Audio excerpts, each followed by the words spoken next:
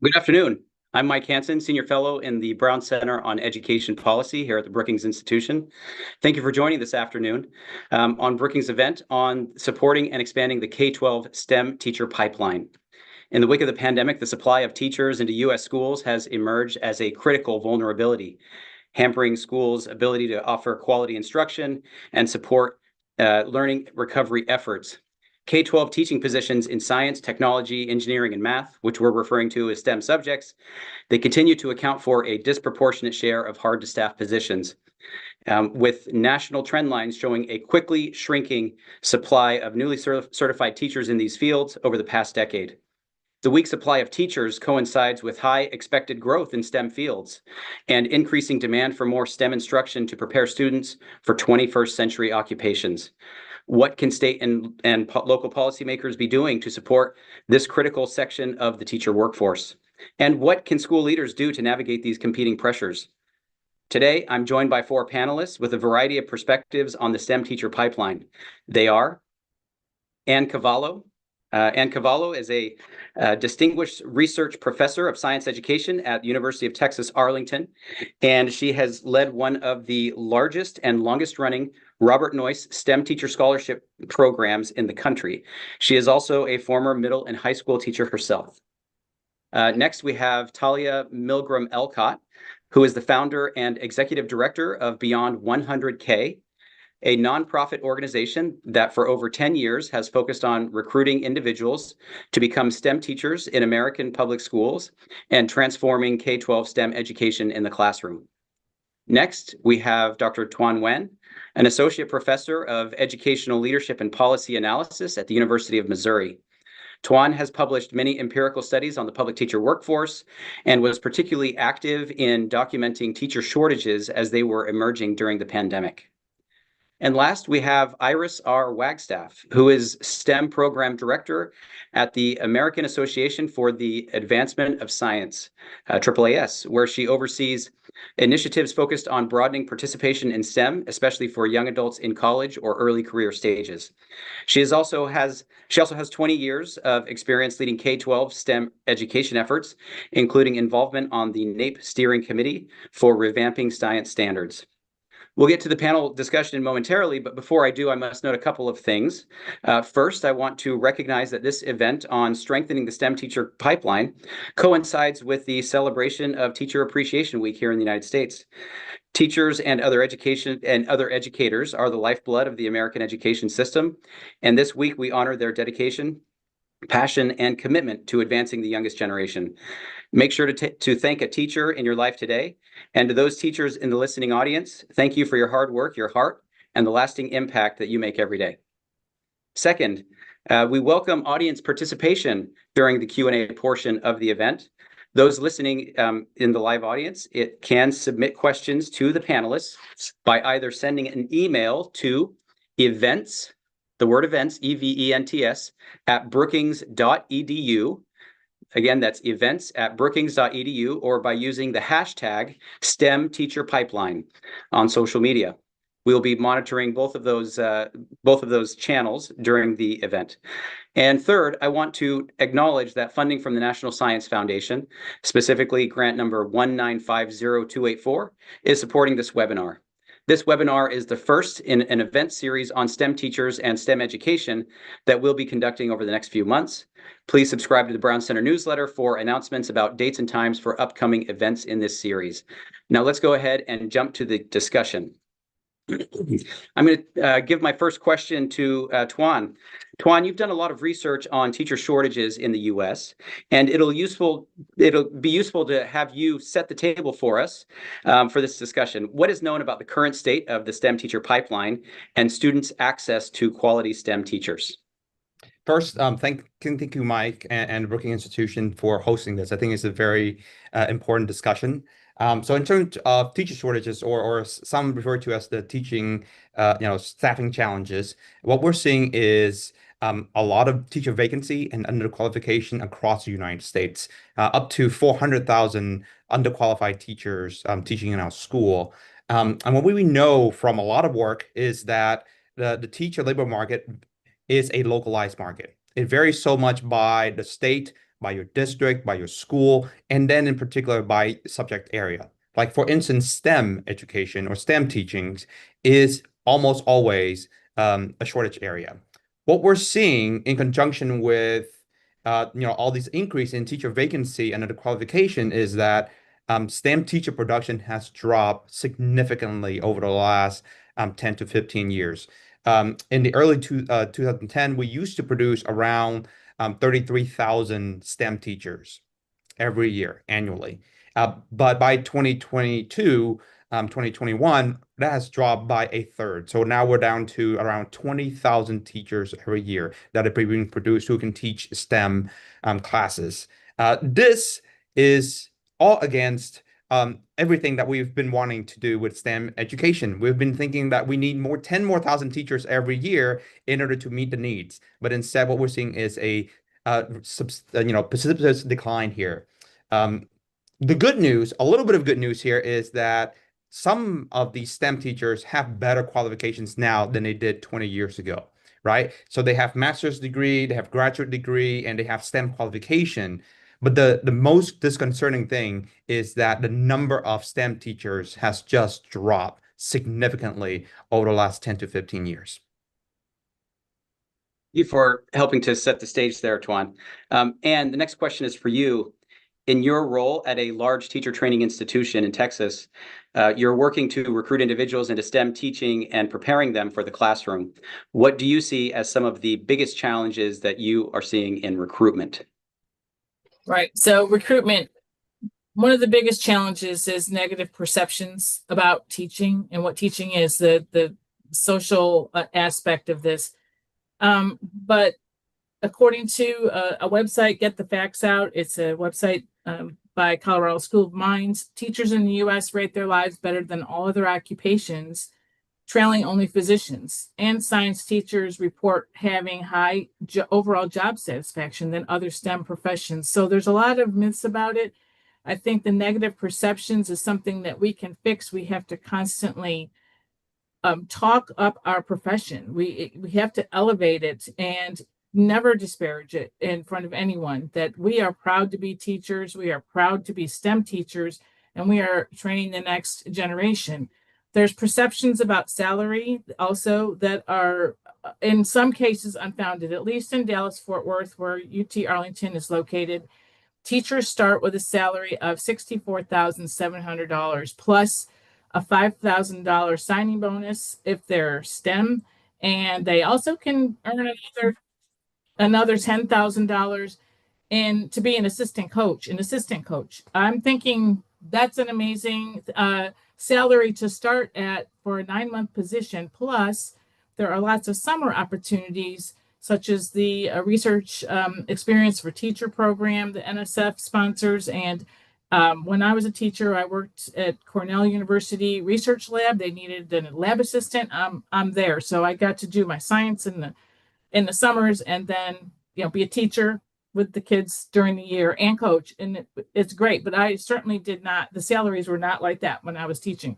So this is amazing, and I think that they really need to take a look at it. The retirement benefits are also great and better than other jobs, and they can get a job right out of college. They don't have to continue to search because you immediately get placed. We have job fairs, and we had 54 schools here that showed up, and they signed students on to be employed right there on the spot. So we really have to elevate. We have to show excitement and how great STEM teaching is, and raise our profile socially. Thanks, Ann. I really hear that enthusiasm. Next, we're going to go to Talia, and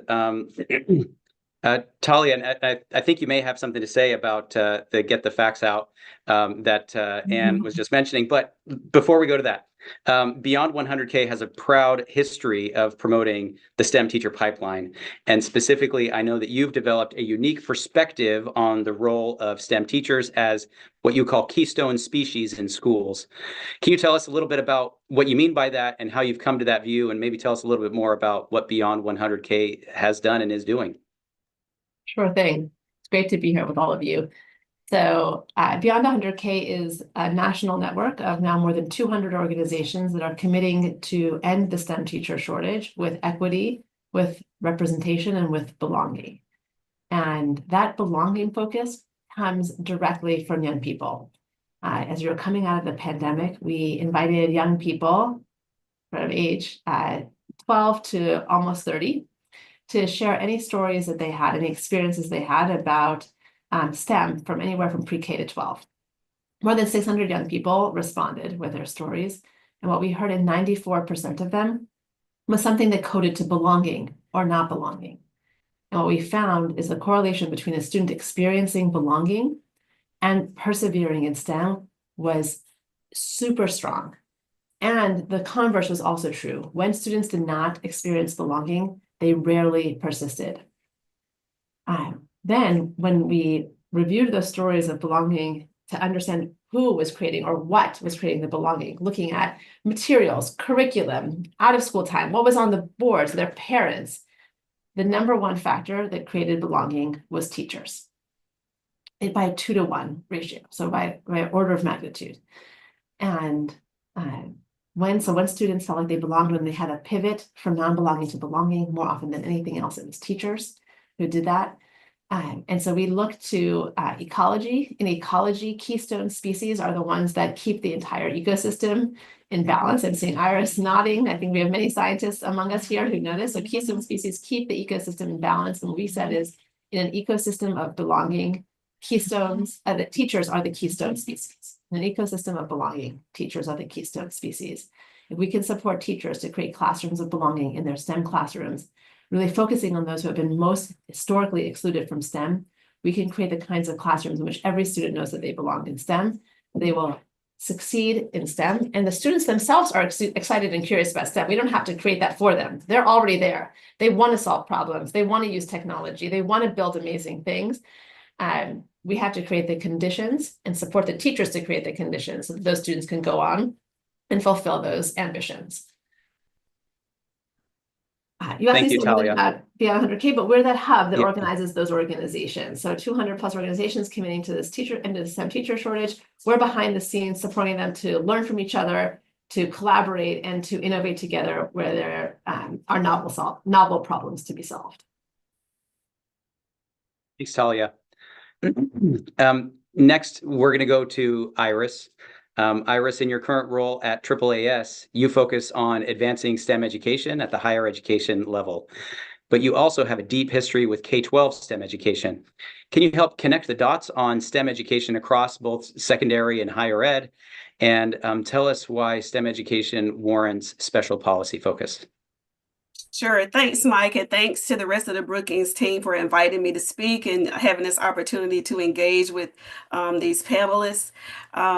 Yeah, first of all, I'd really like to acknowledge my mom. I am from the rural South, coastal North Carolina.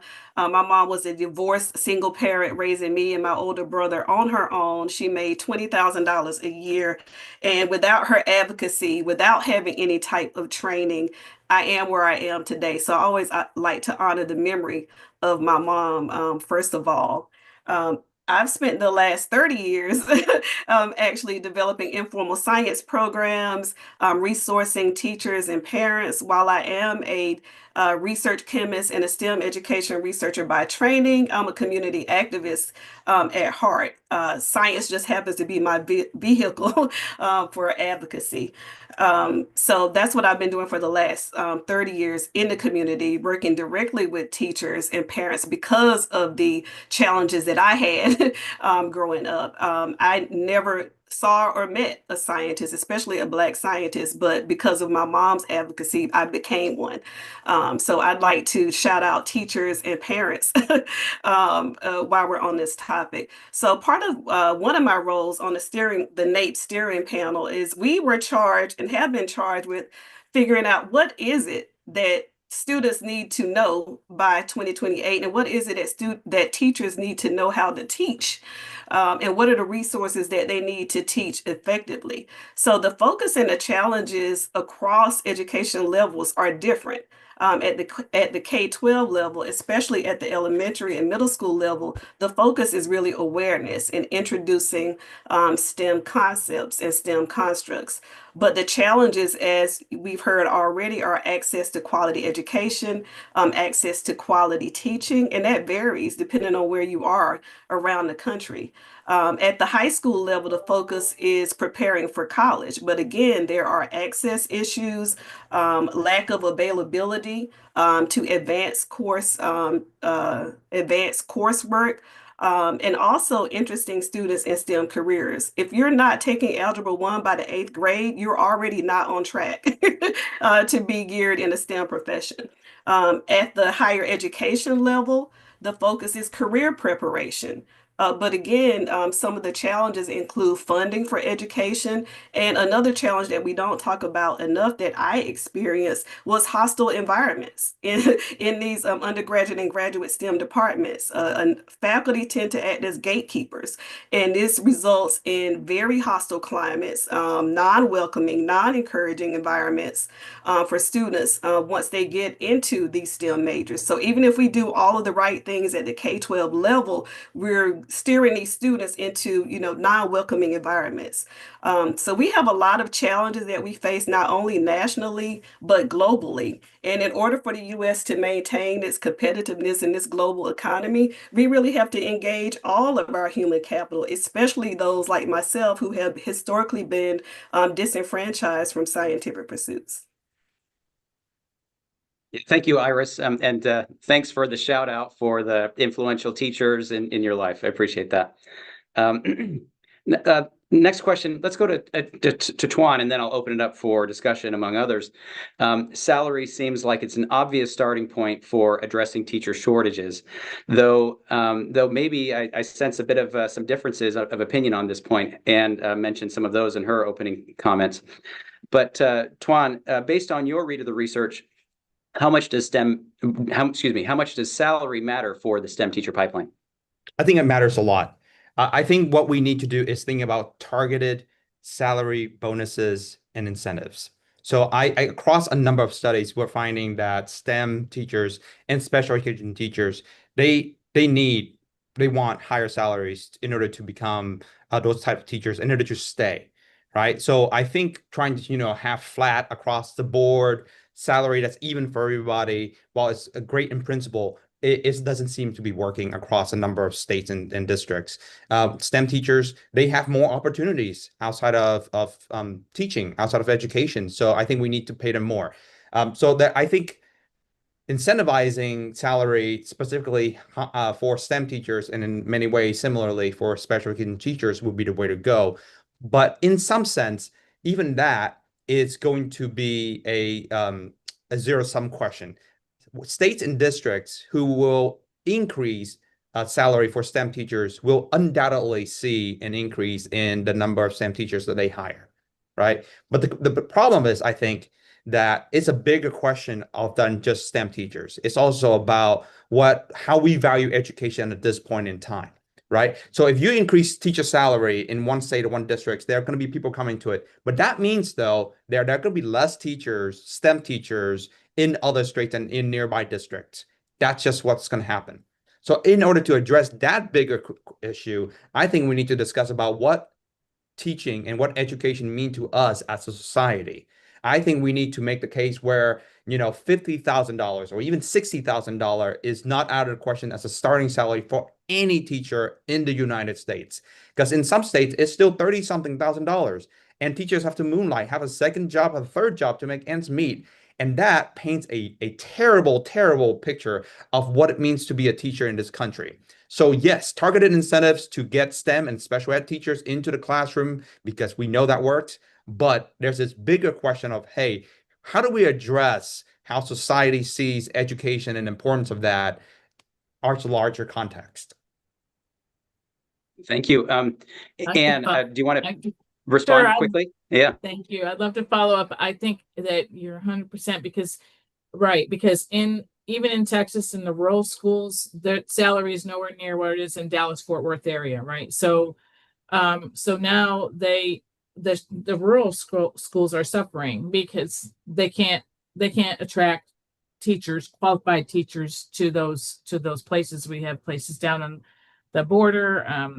I know are struggling down Texas border. I have some colleagues down there at different universities, and they tell me that they have a lot of trouble to recruit teachers, and the pay is nothing like what it is here. So if there could be consistency, I 100% agree, and that we need, and 60 and up, I think. And then the other thing that needs to happen that isn't quite in place is you could be teaching 15 years and you're at 74, or something like that. It doesn't go up like other professions, where the more experience you have, the higher your salary grow. It just doesn't grow as high unless you become an administrator, and not everyone wants to do that. They love the classroom. We don't want to pull our best teachers out of the classroom to be an administrator all the time. So yeah, we have to work on that. That would be amazing. So I'm hearing there's some real collective action problems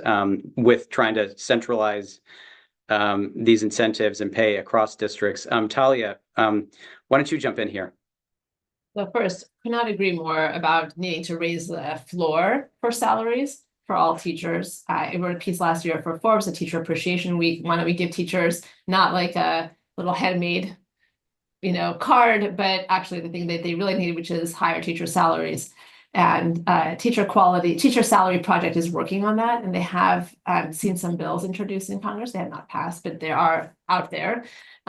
So couldn't agree more about that as a floor. I will say that, especially in this moment of what feels like a lot of fiscal austerity, it might feel daunting to raise teacher salaries across the board. And one thing that we found when we mapped all of the challenges to ending the STEM teacher shortage was that there were some targeted things, and Tony spoke to those, like how do we use targeted scholarships and loan forgiveness for high need subject areas?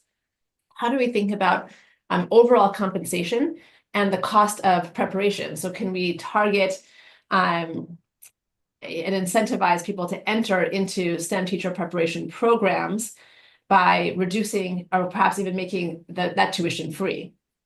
And then we also have a problem with retention in the pipeline as people are preparing. So can we do targeted investments, including things like what the Last Mile Fund has done, which are targeted, very small, no strings loans for things like my car has broken down.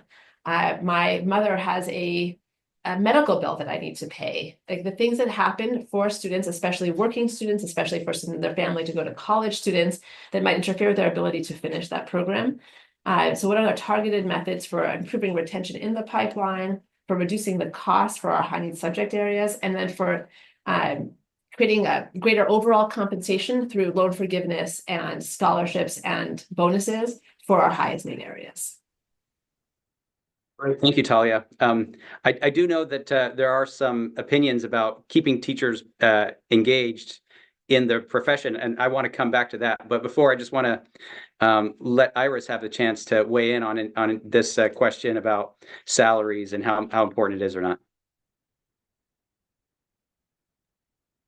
Well, I'm in DC, so I have a specific perspective on that, and I manage a number of federally funded grants, specifically with the National Science Foundation.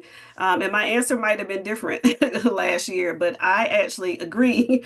This is an opportunity to really lift teaching as a viable and valued and worthy profession. I taught at the K-12 level as well as the higher education level.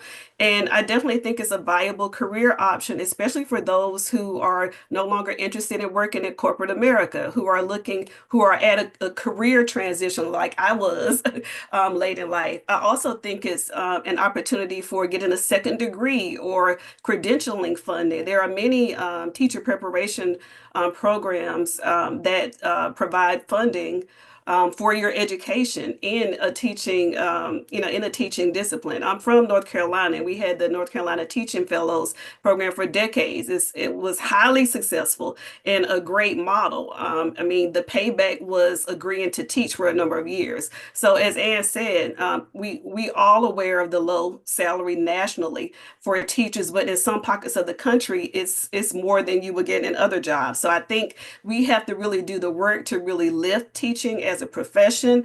The same way we market and promote being an engineer or being a research chemist like I was, that's the way we need to really lift the profession of teaching as a viable option. I also think we need to start recruiting much earlier, like at middle school and high school, when we're sharing, career opportunities. That's also a place to lift teaching as a profession. Great, thank you. And Iris, you didn't say this directly, but we do. But maybe this is sort of part of the hidden message behind your words. But you said you're in DC, and there are a lot of federal workers who are in a career transition. How could we get, how could we get and attract some of those people into teaching? Do you think there's a proposition there?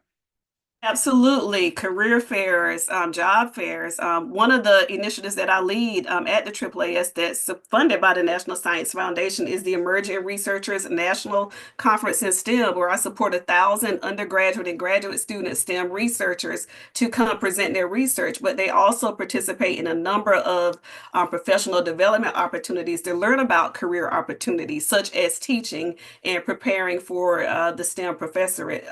Yes, I work in DC and live in Maryland, and the state of Maryland has been doing for the last 3 months a number of job fairs. I've been pushing teaching as an option, but yeah, this is the time to seize upon those opportunities. And especially in this area, there are a lot of efforts to highlight even teaching as an opportunity for career transitions that many of my friends and colleagues are experiencing right now. Yeah, thank you. And here's an audience question that we've got here. Jennifer M. Thomason of Cummins asks, how can you incorporate retired or mid-career industry STEM people into K-12, into the K-12 STEM need? Maybe this would be a question for maybe Talia to jump in on. We, among our partners, are several organizations that think about both the late career, as you were just speaking about, and the early stage, Iris, as you were talking about. So there's an organization called Encore, which works with retired STEM professionals or STEM professionals preparing to retire to give them an encore career as teachers. And there are programs like TEALS that help mid-career or early career folks in the tech industry go to teach their first period. And they partner with a classroom teacher who's certified. They provide the content in computer science, primarily engineering. And the teacher supports them with pedagogy, and that tag team provides opportunities to schools that wouldn't exist. So these are both for late and mid-career folks. And then there are organizations like the Algebra Project's Young People Project, which recruits and works with kids in high schools and supports them to explore teaching as this breakthrough collaborative. To explore teaching, they actually partner in classrooms, and they do that in college again, and they have a pipeline from high school into the classroom, also for high-need subject areas like STEM. Thank you for that, Talia. And do you have something to add? Yeah. So first off, the couple of comments that were made about student debt. I'll go back to the retired teachers in a minute, but the student debt, the NOISE program, NSF has been just amazing. We've had an NSF NOISE program since 2008 here at University of Texas, Arlington, and have been able to support about 200 students with $10,000 scholarships for the 2 years. So they can graduate without debt. So not only they graduate without debt, then they're able to get a good job in the DFW area immediately. So those kinds of programs are so needed and need to be expanded. It's wonderful. But the best part is that on the grant, I have a retired teacher who supports us on induction. And so she's worked all the whole time. And that I've had grants, and I'm on my fourth. And she supervises, she contacts all of our graduates, especially their first 2 years of teaching, gives them support. The facilitators that supervise them even during student teaching they are also retired teachers. They're just amazing. We do need to bring them in, and they're the best because they really understand the classroom, and they're your partners, and they really help teachers be successful when they first go out there. Yes. Thank you. So once we have teachers in the classroom, I do know that we do have a bit of a retention problem. It was alluded to earlier in the conversation. I want to bring the spotlight back onto that issue, and I'm going to go to Tuan here. Tuan, I know you've done some research on teacher attrition patterns and what they look like. What do they say about STEM teachers specifically? So I'll talk briefly about that, but I think there's sort of another point that I think we kind of touch on a little bit, but need to expand. For a teacher, a STEM teacher attrition, it's on average actually doesn't look that much different than all the other teachers, right? But the key thing here is that you're looking at that at the national level, at state level. There's a lot of the variations happening in between districts and between schools, right? So what you see is STEM teachers, migrating from, poorly resourced school into better resource school, right? We're thinking about, hey, if you don't have a classroom that's set up for your physics and chemistry experiment, then you're going to try to, it's going to be really hard for you to do those experiments that are critical to your job, right? So then what you do is say, hey, you seek out schools with better resources, and that tends to, move you from, a high poverty school, a minoritized school into suburban schools and schools with a majority white student population to have better resources, right? So that's the kind of thing we have to think about, is how do we support STEM teachers in a variety of contexts. Related to this bigger point, though, is not only the retention issue that I think we have to worry about and increasing the number of STEM teachers, we also have to think about diversifying the STEM teacher production, right? So teacher diversity is teacher quality, right? So not only do we need to increase the number of STEM people interested in becoming STEM teachers, we also have to think about, hey, how do we get more people of color into a STEM in the first place and then STEM education, but not only that, but also people from a variety of different backgrounds. So in parts of Kansas and Missouri, it's very, very rural, right? That it's really hard to attract teachers and STEM teachers in particular to those areas. So we have to think about, like, hey, how do we get people from diverse background, including rural areas, to go to school and get those degrees so that they can come back and serve their communities? And I know diversity is a hard word right now, but I think it is really important that we remember that, right? So like the things like, the teacher quality partnership grants, I think, getting rid of those is a terrible idea for the short run term and for the long run for the health of our communities and for our country. Thank you, Tuan. You're coming in strong, and I think you're speaking Talia's language. Maybe Talia, what do you have to say about some of those ideas around belonging, diversifying the pipeline? I know those are things you've talked about. I think that maybe the most important frame to offer here is we often forget that teachers are also employees, and we forget that it's very hard. If it's very hard for students to be what they can't see, it is also hard for teachers to create the conditions that they aren't experiencing. And so if we want all kinds of students from all different backgrounds representing the full amazing brilliance and diversity of our country to be in STEM careers, they're going to need to see teachers who reflect that same amazing and brilliant diversity. If you want students to feel belonging, then our teachers need to feel belonging.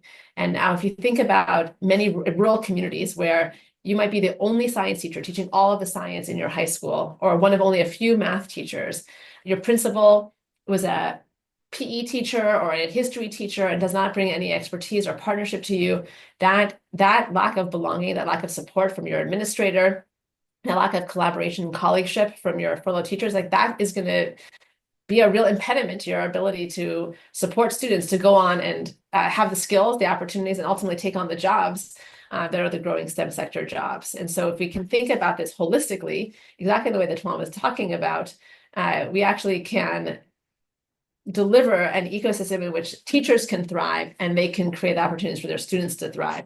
But that does involve, and we identify as these highest leverage administrator who can support you. And if you don't have one and you are alone, like how do we tap into this amazing interwebs and all the teacher communities out there to hook teachers up with great support and great colleagueship? And do you have time for collaboration and professional development to support you to continue to learn? Because people are hungry to continue to learn and they want to be good teachers. They want to have impact. They're not looking to show up every day and do a lousy job. Are we creating the supports and opportunities for them to do that work? Thank you, Talia. And I know you expressed to me some of your views about supporting teachers and induction specifically. That really helps because the early career stage for many teachers is a critical one, where we actually many people come into the profession and they lose interest, or can leave the profession pretty quickly.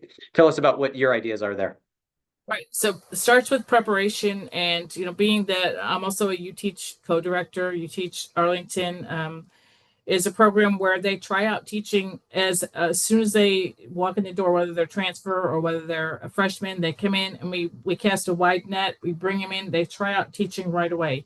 So we might start with 150 students that are STEM majors, and we put them in elementary school classrooms to teach science. The kids are so excited to see them, they can't stand it. So maybe 50 of them fall in love with teaching and decide, and the others, it's okay. They don't want to be a teacher, but the 50, we've increased our numbers now. We used to have only 5. Before we had the noise program and You Teach, we had 5 a year graduating as science and math teachers, and then we went from that to 50 a year. It's not staying, it's gone down like nationally, but it's still strong because we give them an experience early, but we have to partner with the school districts and understand their needs and be immersed in the school district so that our students really learn early what it means to be a teacher, and don't wait till their senior year when they first walk in the classroom and student teach that they decide they hate it. Let them decide it early, and maybe they don't belong and you don't want them to be teachers. That's okay. Fine. But we want the ones who fall in love with it, who make it their mission, who really care about it and really want to be in the program. So then after that, we provide induction supports. And so the mentor teachers in the school with the noise program, of course, we're able to then give them a small stipend. And again, with proper funding, we could give mentor teachers like the next door teacher a little bit of funds. It's not a lot, but it's a little bit just to say thank you, to help support this teacher, because teaching can be isolating. When I was a high school teacher, I taught biology, chemistry in my first year, and I didn't know who to ask. And I was like, I feel intimidated to ask somebody. So you feel alone. Like if I'm having trouble with anything, I'm like, I don't want to look weak, so I don't want to ask someone. But we need to provide that support, that no, it's okay to ask questions. We're here for you. That belonging that was so beautifully discussed earlier. We have supervisors that can stay and partner with the schools for at least their first 2 years of teaching. We have mentors in the school. We have established a near peer mentor program where our graduates mentor new teachers. They're already teaching and successful at least 2 years, and now they kind of embrace the ones who just graduated. And so we kind of make this network and build this family of teachers, STEM teachers that graduate from our program. So in continuing professional development and ensuring, again, like they said, that you're not alone, you're not isolated. We're here to help. It's okay to ask any questions. So anyway, and we have a lot of our meetings still, but we do virtually, and we invite all of our graduates, whoever can make it, to come back and help the new teachers. Great, thanks, Ann. So I'm hearing themes of belongingness being important. First, on one level, for students to feel like they belong and want to learn and thrive in the classroom, and what you're mentioning here is that they also need to feel like they belong and are part of the school community, so that they can feel like they want to stay and make a career out of that. On this topic, Ann, you said isolated, and we actually have an audience question from Kalisha Davis of the Kapoor Center. She writes, "Computer science teachers can often be isolated in the work that they do in schools, often because there's not many computer science teachers. How can more supports be developed by districts or administrators to help them feel encouraged or motivated to stay the course?" Iris, maybe would you like to chime in on this question? How can we support computer science teachers?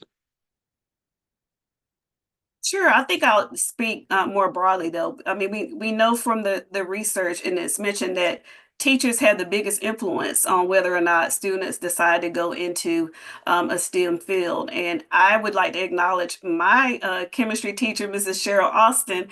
She's in her 80s, and we still work together today developing informal science programs in my home state of North Carolina that where we leverage agriculture, right, our biggest economy, to embed STEM concepts. STEM teaching has to incorporate students' lived experiences, and it has to connect to to students' everyday lives. If it doesn't, there is no utility. So I would say, in order to populate the pipeline, I like to use the metaphor of on and off ramps, because there are many junctures where we lose potential teachers and we also lose current teachers. I think we need to be really creative and innovative about how and where we are recruiting teachers. We need to recruit from, non-traditional sources. We need to start earlier. I started out in the chemical industry, so I have an industry background. We need to think about strategic partnerships between industry, academia, nonprofits, federal agencies. So I think, as Ann said, we need to really cast a wide net. We need to start earlier, and we really need to lift the profession of teaching.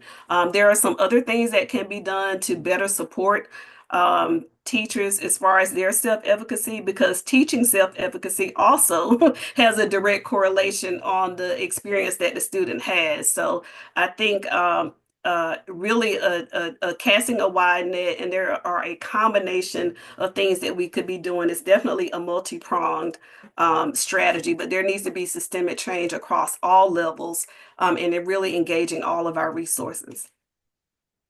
Thank you. Here's a question that we got from John Patrick Walsh of the American Association of State Colleges and Universities. He asks, in light of the president's skinny budget, what is the realistic future? So the skinny budget here referencing, cuts at the federal level. What is the realistic future of federal support for educator preparation, given the many views this work as the responsibility of the states and local governments? Why don't we start with Tuan, and maybe let's go to Ann next on this one. Yeah, so I think as it's clear from this current administration that the federal government has relinquished its role in supporting teacher, and in particular diversifying the teacher workforce, not to mention any number of other workforce, but in particular the teacher workforce, that I think state leaders, philanthropy foundations, this is where you can step up and really help out. This is empowering state leaders and philanthropy and foundations to do a better job. So for instance, this question of computer science and needing professional development and a sense of belonging, right? You can think about state leaders, administrators, policymakers working together to say, hey, why don't you have, a few nearby districts work together to provide PD for this area, for this region, right? Because one district maybe not be large enough to, provide professional development, not, have enough computer science teachers to really do anything together. But if you start pulling them together in a region, maybe somebody has to drive 30 minutes to do this. But those things can be set up so that you can build a sense of belonging. You can improve your craft, right? I think there are lots and lots of things we can do at the local level, at the state level, that can improve a teacher recruitment and teacher retention. Yes, federal efforts are definitely going away, but this is a time to step up and think about what else we can do. And this also goes to universities and teacher prep programs. What can you do to simplify, your courses so that you can onboard people faster? How can you help people to do what they want to do? Thanks, Tuan. Ann? Right. So it's disheartening, no question about it. We need the funds, especially STEM education in general. But we can still function, and we're going to. And we've already been immersed with our local school districts and working on programs where we can partner and take advantage of early college, high school, bringing teachers in early, bringing the students in for teacher academies, figuring out how we can partner and do this well.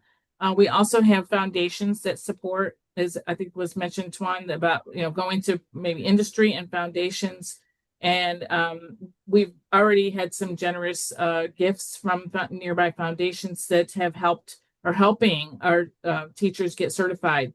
We developed an alternative certification program online. So with our school districts, and now have MOUs with Arlington ISD, Mansfield ISD, and helping to bring some of their teacher aides and paraprofessionals to earn certification. Is it ideal? It's not. It works. It's better that they come to us than and get their certification through us than anyone else. That's my, that's my true belief, because we have the best faculty in the world. And so coming to us is going to help them be better teachers. I'd rather they did that. And so we have to, because it's cost effective. It's a lot less expensive than the full degree. If they already have a degree, to come in and become certified, so we can help support their pipeline that way. And again, the full program, I love, undergrad, keep them for that length of time. That's going to be the best. But doing alternative certification, we have to get on board, or we're losing teachers to others that may not have the quality that we will ensure if they come to our program. So we're doing that as well, and it's at a lower price point. So save money. Okay, great, thank you. So I am hearing a little bit of, so there is a bit of a barrier here. The barrier is that if you want to switch into becoming a teacher, there is a little bit of barrier, but Anne is making the argument that you're getting better value for the training that you're getting, better preparation by going to a traditional school, especially if you already have your degree. You can sort of on-ramp pretty easily. And that kind of actually dovetails with an audience question that just came in. Mallory Schroeder asks, are there avenues for recruitment and training to pull from professionals with STEM careers, for example, engineering, R&D, who are looking for this career pivot without adding a lot of time? What's the easiest way to do that? Talia, do you have any ideas of good programs that can help reduce that barrier time, that training time? Yeah, I would suggest you look for competency-based programs, things like Western Governors University, apprenticeships, which are now in 38 states, though there are not that many yet in teacher programs, between 3,000 and 4,000 or so. But if it's a competency-based program, then you could quickly move through the things that you already know as a STEM professional and only spend your time learning the things you haven't yet mastered, like classroom pedagogy or child development or child psychology. And that will accelerate degrees. They also have an added bonus of allowing you to be really centering working adults. So allowing you to move at your own pace and at your own time. So I would really, I could not recommend, I also am on the board of Western Governors University, but I could not recommend more some of these mastery-based or competency-based programs for working adults. And then of course, Encore, as I mentioned before, for folks nearing the end of their career and looking to transition. Thank you. On this topic of training and alternative certification, are there examples? This is a question from Brandy Rossman of Omaha Public Schools. Are there examples of successful alternative certification pathways that have meaningfully strengthened the STEM teacher pipeline without compromising instructional quality? Maybe Tuan, this is a good question that you could weigh in on, the value of the STEM teacher, of alternative certification to STEM teaching. So I don't have a specific example that I can point to for that. I will say, though, I think universities should think about ways to provide alt certification and instead of just their normal traditional route. I mean, I know why we do that as a part of a university for credit hours and having students, but there are lots and lots of teachers who potential candidates who might become teachers if we provide them with an alternative route. And here's the really nice part about that is not only is it cheaper for those folks, but a lot of those candidates tend to be more, they tend to be more diversified. Because they tend to be people of color, they tend to be people who have from a variety of backgrounds. So alt-cert programs can serve a role. I think it's important for university to be nimble, to pivot, and to think about not only like, hey, how do I best serve the population that I'm used to be serving, but to think about how do I best serve my district, my state? How do I increase the STEM teacher production all around? Yeah, great. Thank you. So an important note here is that alternative certification is not just for your outside entities, but many institutions of higher education have their own alternative certification routes that, and I think that's what Anne was describing. Yeah, we just started. We just started, and we're really the numbers are going through the roof because the school district would rather go to a university ACP alternate cert program than a for-profit or some other that they don't know the quality. And we've already have these partnerships, so they'd rather come to us. So I think pivoting to alt-cert was the only way that we could go and to help with this pipeline that we need to so desperately address. So, and thanks. Michael, just in case there was an underlying sort of assumption in that question that AltCert is less high quality than traditional certification, I just want to remind us that AltCert includes things like residencies, often partnering with universities, but embedding teacher candidates inside of classrooms, ideally the classrooms or types of classrooms in which they will serve when they complete their teacher training programs. The results of those programs in terms of the quality, the retention of the teachers is extremely strong.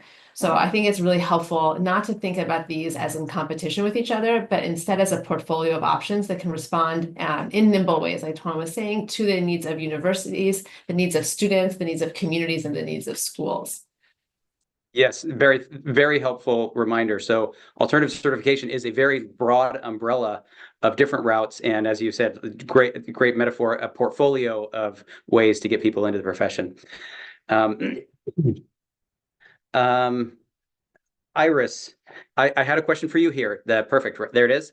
From Jelena Hendrickson. Have you seen any policy or legislation on the national or state level that seemed helpful in recruiting or maintaining teachers? And relatedly, what is the role of the state and federal government in solving the teacher shortage? What are your thoughts here, Iris?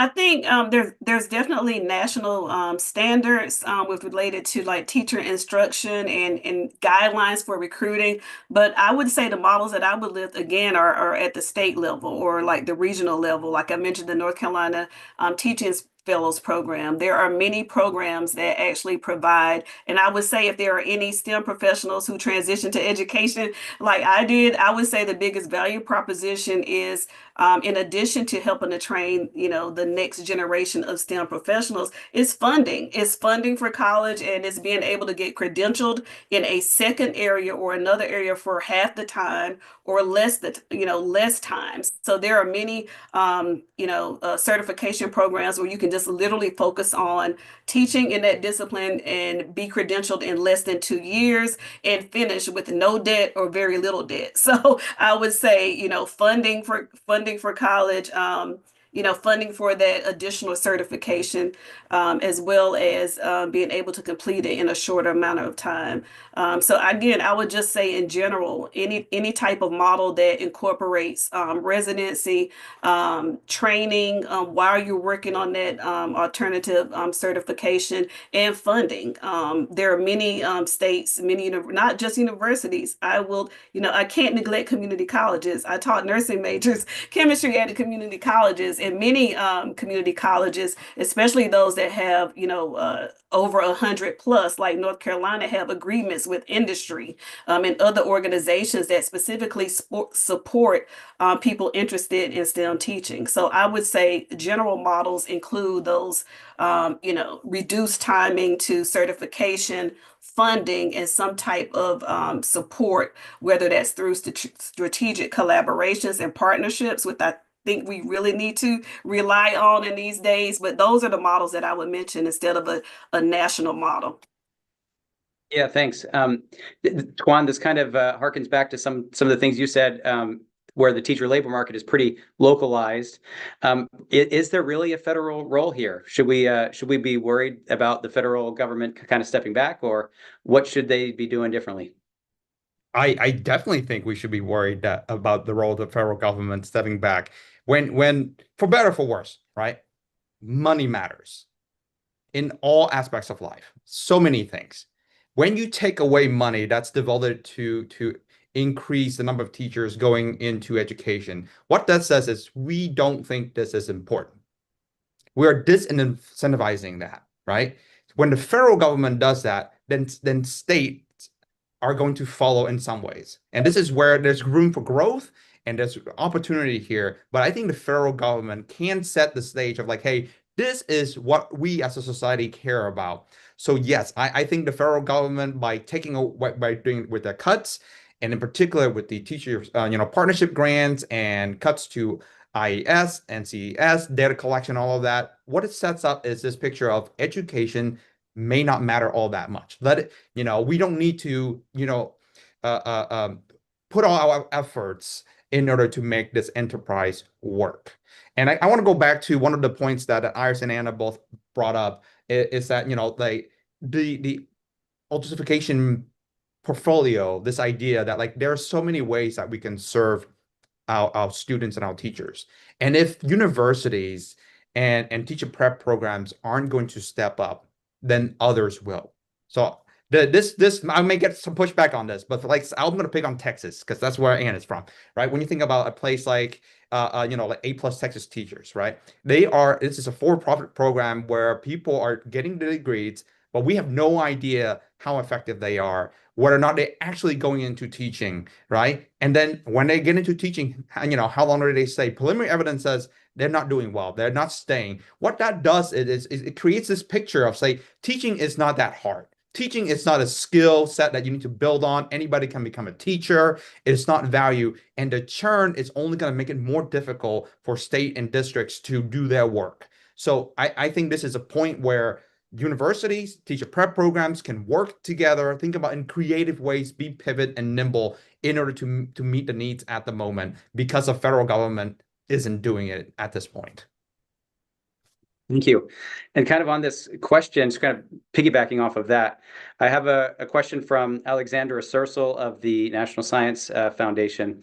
And she's kind of asking a big picture question. How can we engage multiple sectors, private, philanthropic, state, local, federal, to increase recruitment and retention of STEM teachers? This is kind of a big picture question. Maybe let's just go around the horn and use this as an opportunity to sort of sum up your ideas.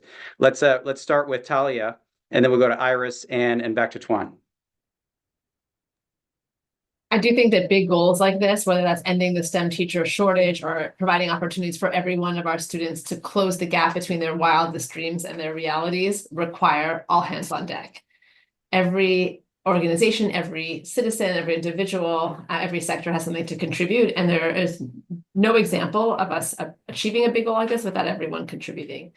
It's why Beyond 100K is structured as a network that invites everyone in to make a commitment, but we do have to make those commitments. So how can each of us contribute? So I think to that specific question, there's like no doubt that everyone has a role. Like Tuan said, there's a real role for the national government to both put its priorities and money behind the things that are the most important for our future. There's a role for state government to decide how does that look in reality in our state, and for local governments and local corporations to ask, and businesses to ask, how does that manifest in my specific community? Who are my teachers? Who are my students? Who do we want to become? I learned something really remarkable recently, which is that when the Department of Education was created as a cabinet level position, the reason was a realization that nobody at the cabinet level was looking out for our children, specifically had our children and their future in mind. So when we look at what is happening right now in the federal government, we might ask, who has our children and their future in mind, if not someone who's representing them? Great. Thank you, Talia. I said Anne was next. Is that right? I forget. That's fine. I want us to be more politically active. I think we need to press our mission and the importance. Like Talia said, we change the world. We change the future. We create thinking minds and develop them. And it's so important that we have people and that we are developing a society that can think and that can solve problems, and it can solve them reasonably and use evidence. And science is a wonderful vehicle mechanism to help people really understand how things work and how the world works and the evidence-based nature of science. And we need to do a better job of communicating, getting it out there, showing the importance, show our passion. We just have to get people on board politically. And I need to spend more time myself in the legislation in Texas and everywhere to just get the word out that this is important. This is worth our investment. The next generation of scientists come from us. They start from us. We need to be at the table so that we can communicate this in our needs. Thank you. We're running out of time, but let's quickly get a quick response from Iris and a quick response from Tuan. So I'll be quick. I think this may be another Sputnik moment. It's definitely an opportunity to really strengthen those strategic collaboration skills. Again, I know I speak with industry constantly, and they're looking for ways to support STEM education across the board. So strategic collaborations and partnerships, really lifting this work, efforts like this, telling our stories from a policy perspective. I'm also a science and technology policy fellow of the AAAS, and we have to be, you know, those of us that have STEM expertise and STEM education expertise have to be the ones in the ear of those making policy and those influencing policy. So that's what I would say. Thank you, Tuan. So I think at this moment, there are some very practical things that we can do, thinking about like teacher induction, thinking about a portfolio of pathways into education, what we can do to support teachers. But at the same time, I think we actually really need to also think about changing the narrative of what it means to be a teacher in this country. What does education mean to us? What are the resources that willing to put forward into this enterprise, and what it means for our democracy, right? And I think there are going to be hard conversations to be had in terms of like, if we are going to try to raise the floor salary to be 50, 60,000, what does that mean for teacher pension? What does it mean for the number of teachers, about, student teacher ratio? There are a number of things I think that we can negotiate on, that we can agree about. But first and foremost, that we care about students, we care about education, and we care about democracy. If we can't agree on that, then it's going to be really hard to talk about any of that other stuff, because that's second level, level things. First and foremost, what does it mean for us as a country, for our democracy, for our kids and our kids' kids? I think that's the most important thing.